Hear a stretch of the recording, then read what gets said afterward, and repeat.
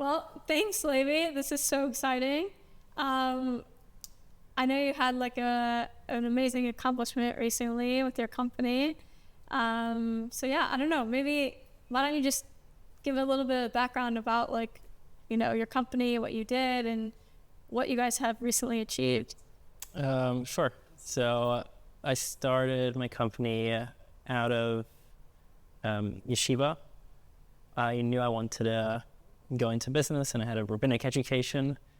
My dad was in parking, so I figured that the best way to succeed would be to do something that I have a little bit of some sort of an advantage in, which was that I followed my father's business journey and saw him build a parking company.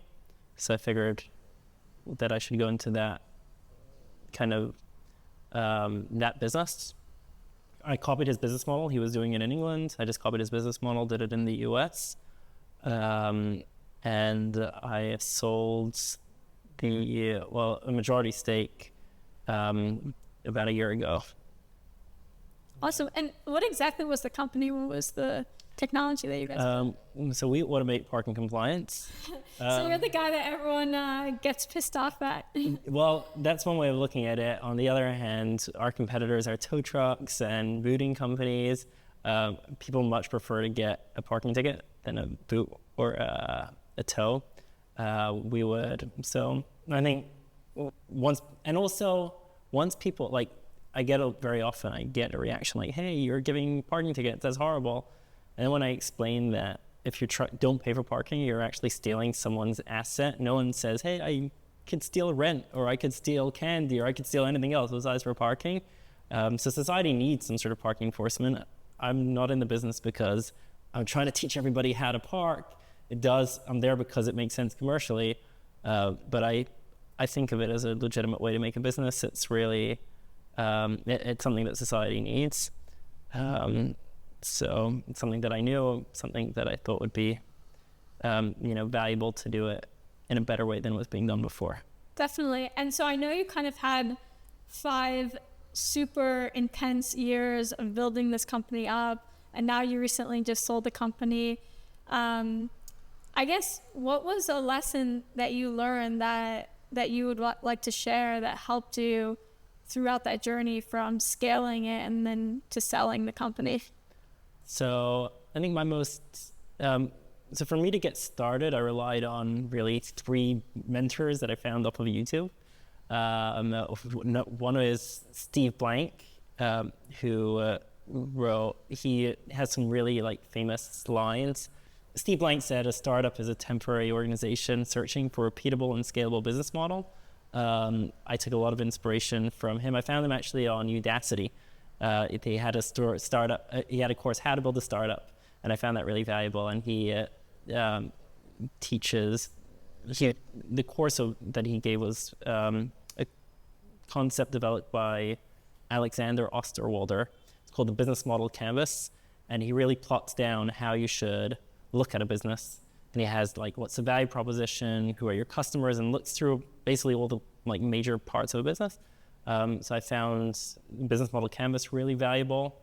And then Eric Race, the Lean Startup, I found that book really, really valuable to just get into the mentality of just building, just do whatever you need to do to get something out. Don't think through, what am I going to be doing in 5 years?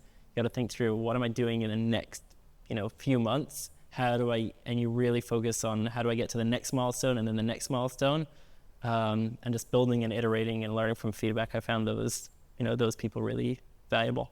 So I know you mentioned that you started your company right after you had finished yeshiva and never really had a formal business education, like an undergraduate business degree or MBA.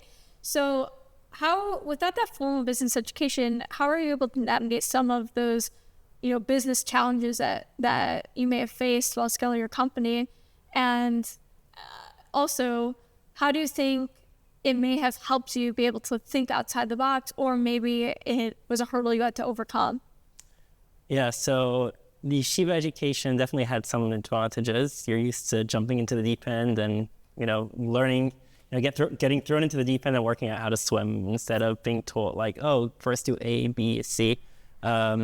I also moved around a lot. So in the Chabad yeshiva system, you're going, there's I ended up living in a couple places, and one of the things that Harry Stebbings says on 20 VC podcasts, which is a podcast I listen to religiously, he says he believes the best founders are the ones that move often. And I think that mentality of just jumping to the deep end, kind of working out how to swim, is helpful. But then you need to compensate for some of the gaps in knowledge.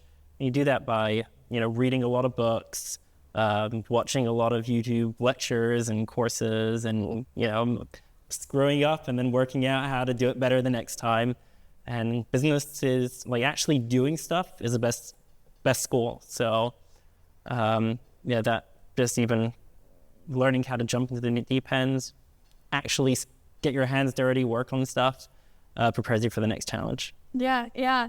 And so I know when we spoke about kind of just like the whole journey, you mentioned that it was more earlier on, you did a relatively smaller fundraising round, but that then helped you really, project forward and kind of be able to bounce off of that to be able to scale. So how did you know that was the right time and that was the right decision to make? And what type of advice would you give to other founders that are looking to fundraise potentially? So I fundraised because I had no other choice. I didn't have much savings. I came straight out of school. So I had to, I had to fundraise off the bat. But I didn't do a regular, standard seed, Series A, because none of the VCs would take me seriously. I tried, but I didn't even know how to pitch. I didn't know that, my $20 million exit potential, which I thought then was huge. I didn't realize that sounds totally relevant to VC. So I would rock up to VC's office and tell them about a startup that was proven and was doing, the concept was proven in England. But what I had going against me was I didn't have a formal education or credentials that were really respected by them. And I just couldn't think big enough for VCs. So I had to rely on angels. I raised, first it was $60,000. I raised $10,000 from 6 people.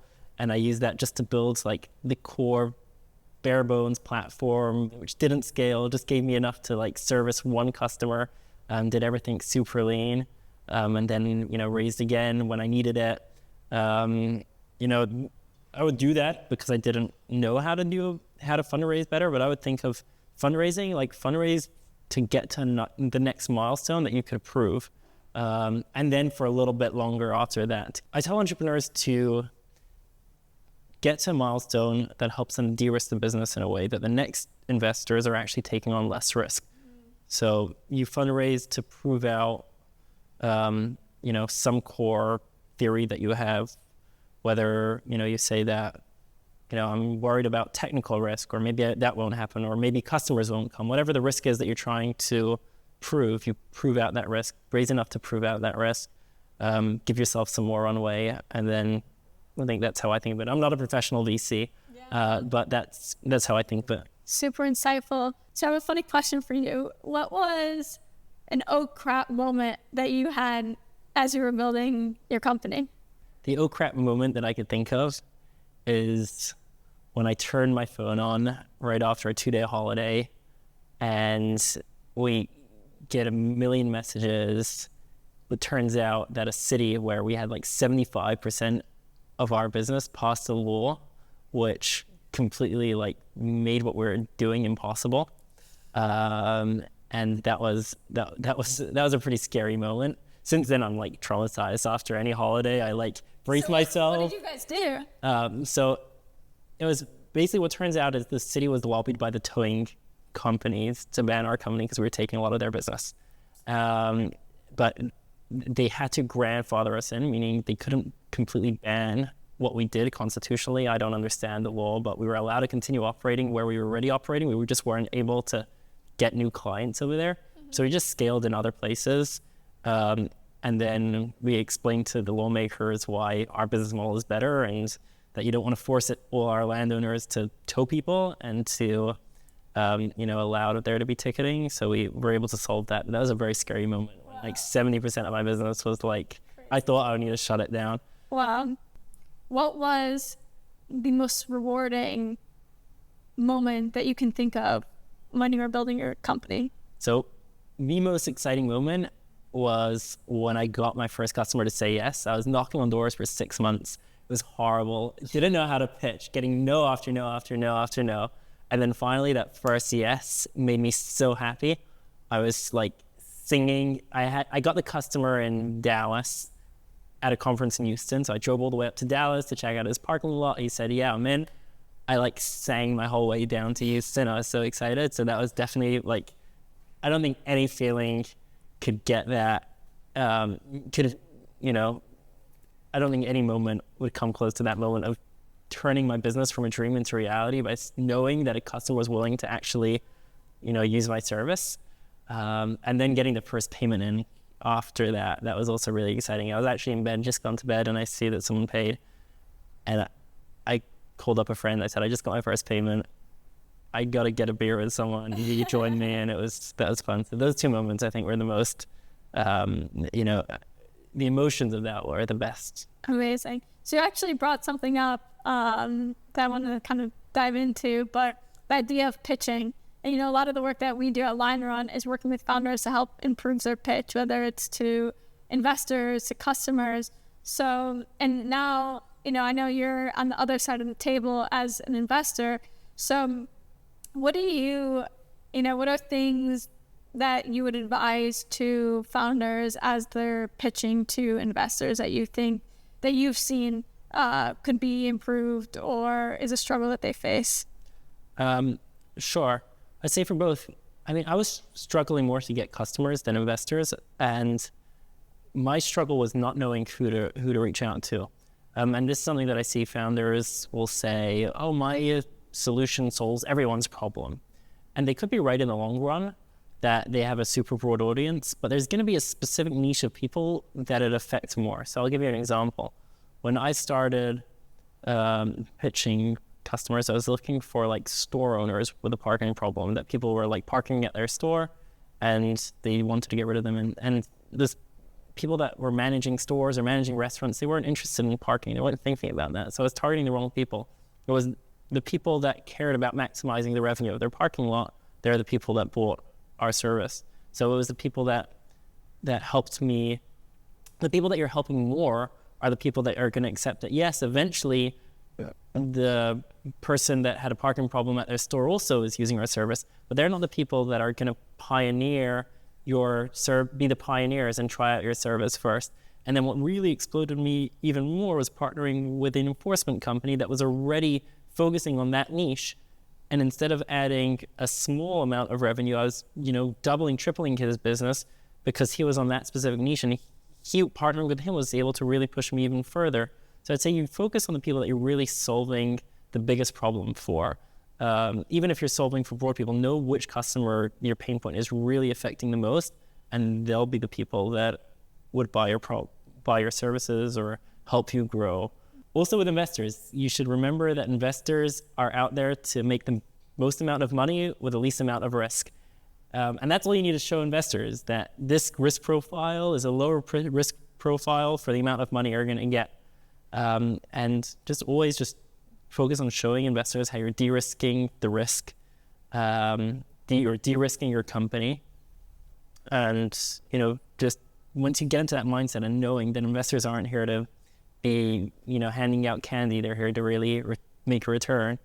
No one's doing you favors. They're just here to, you think that understanding that mindset would be helpful. Mm-hmm. So, as an investor, when a company is pitching to you, what do you like to see? What is something that's always a plus?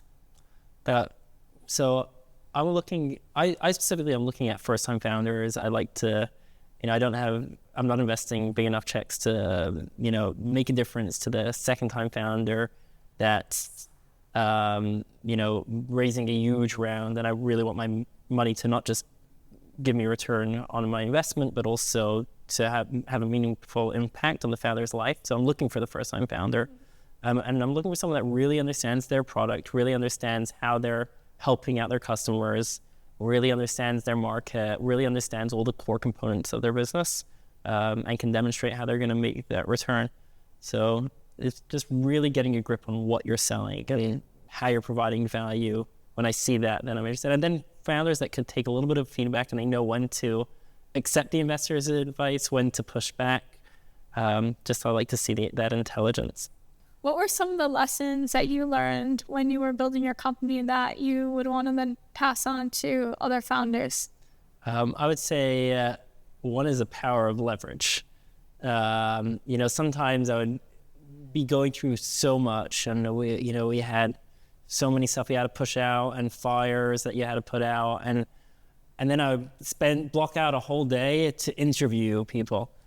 And on one hand, it felt like I was wasting my time because there was just so many stuff that were so important, and blocking out those 6 hours felt like such a waste of time. But then the compounding interest you get from that hire, it just pays itself back in dividends, understanding the power of leverage, partnering with the right people, understanding when, you don't need to build everything. Some founders, they'll try to say, oh, we'll build everything boutique, and it's understanding you really want to only build what you're specializing in, and then, try to leverage a sales channel, try to help someone else make money by you making money, and, helping everybody else and build that pie, make it bigger, gives you the leverage to scale really quickly. The more of the pie you want to take, the harder it is to leverage other people. So I think for me, growing really quickly was the leveraging the whole ecosystem and partnering with everybody, and not playing a zero-sum game, but playing the game that 1 + 1 = 3.